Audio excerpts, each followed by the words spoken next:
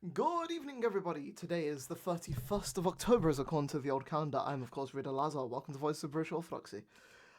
We have a couple of saints for you today. Our first saint is Saint Begu, and she is from the 7th century. According to Saint Bede the Venerable, who we commemorate back on the 25th of May, St. Begu was an Anglo-Saxon nun either at a double monastery at Hackness in North Yorkshire, England, or abbess of a community of nuns at Hartlepool, County Durham, England.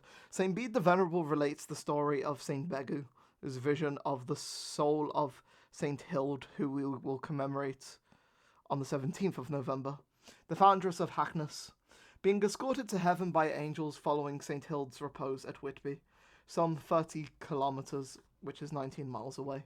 St. Begu reposed c.690, though some sources state that her repose was in 660. This is impossible, as St. Hild reposed in 680. It is most likely that St. Bega is confused with the St. Bega that's commemorated on the 6th of September, who reposed in the mid of the 7th century.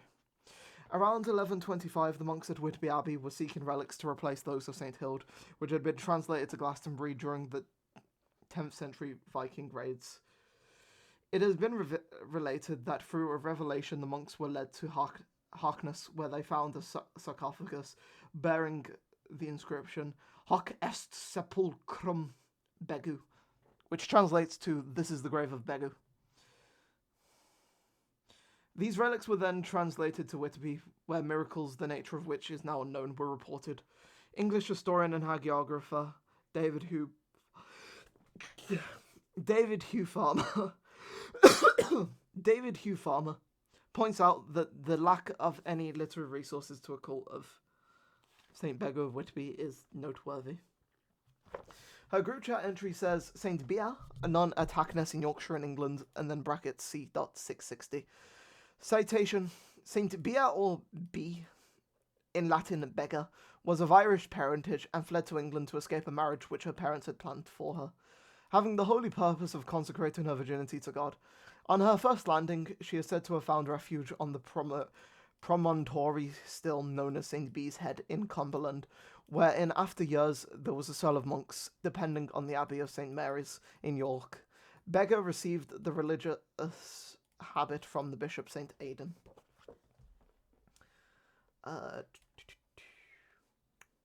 I will...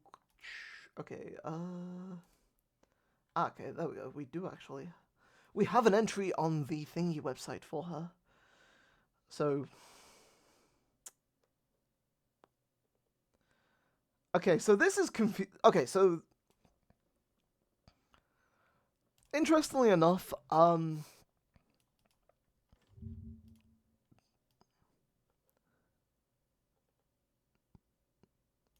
interesting.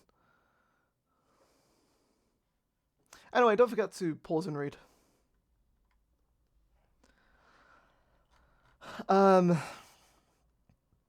obviously not going to argue with the site, but, I mean, it is interesting that they do say that she is identical. Anyway, our next saint is Saint Erth, and he, also known as Erc and Hierarch or Erth, and he is from the 6th century. Saint Erc Megadega, Latin Ercus, Cornish Erth, is believed to have been a pagan druid converted by St. Patrick, who we commemorated back on the 17th of March, who later consecrated him first Bishop of Slane in County Meath, Ireland.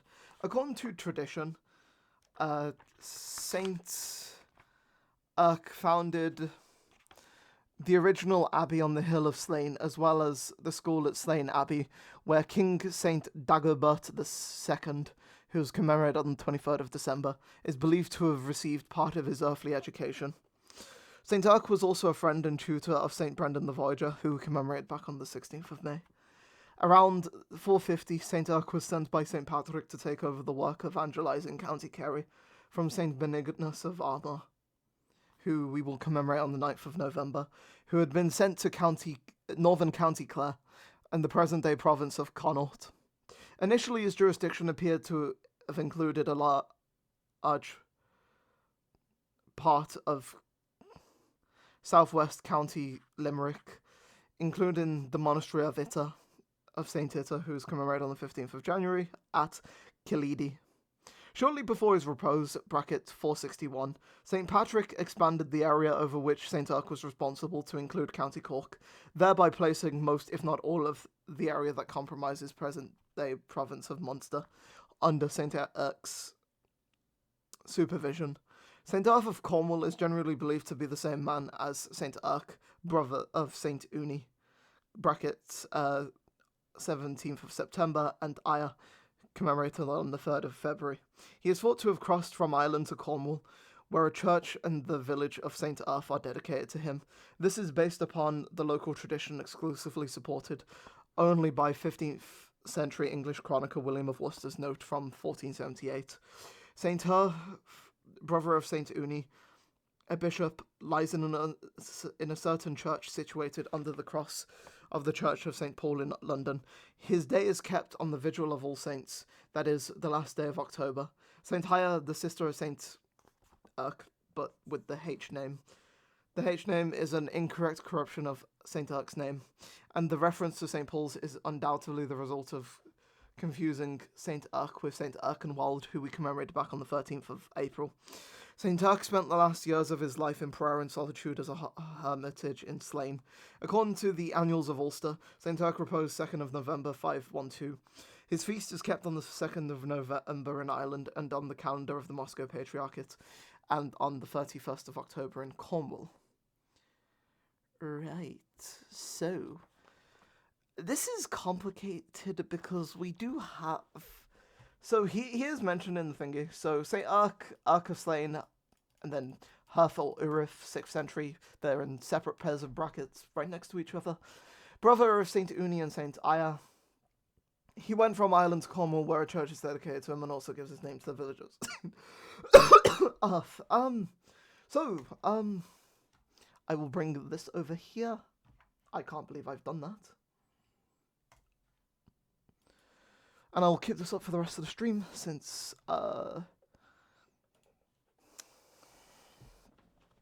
So, in the book, there is a second, thingy, but I'm going to only read the, yeah. Because I don't want to cause I don't know, I'll leave both. So, we'll start by reading, the one that's down here, so for... It's sung in the tone 8. 80 years and 10, thou didst grace the Cornish land with thy godly presence, O Father Erc. I'm going to say Erc. Therefore, pray to God for us that we may devote every year of our lives to his service, that at the end we may be found worthy of eternal salvation. So, St. Erc. And that is the final entry that is in the group chat, in the book. There is a bonus entry that's in both here and the thingy, so I will go across and bring that up. I am going to have to try and find the other Troparia. Oh wait, actually, I should read the Troparia. So, the Troparion for St Erc of Ireland is sung in tone 1, and it says, Even in the darkness of heathendom, thou didst recognise the God-given authority of Ireland's Enlightener, O Hierarch Erc, and wast baptised at his hands. Wherefore we beseech thee, pray to Christ our God, that being blessed by the virtue of humility, we may be found worthy of eternal salvation. And then the final entry is for monk martyr Foillan, Irish missionary of Birr Castle, East Anglia, and Fawcett, Gaul. 655 is in brackets, brother of Saints Fursey and Alton. They left Ireland for East Anglia and England. And St Foillan became abbot of the Birr Castle near Yarmouth, but when this monastery was destroyed, he went to Belgium. St Ita of Nivelles gave him land at Fosses, where he founded a monastery. He enlightened Brabant, but was killed by robbers and is venerated as a martyr. And then some stuff. Don't forget to pause and read. He does have a Troparion. Pagan robbers bestow upon thee the crown of martyrdom, O righteous Foillan. For thy life was reproach to the impious and cruel men, Having laboured with thy holy brother, our Father Fursey, in East Anglia and later in the Netherlands, pray to God for us, we beseech thee, that both in word and deed our lives may be missionary witness, that we may be found worthy of his great mercy. May those saints intercede for us before the righteous judge. I've got 3 Troparia to leave in the description. To make my life easier, I'm probably going to just leave St Foillan's at the top, just because that would make most sense in my opinion. Anyway, God bless you all, and Amen.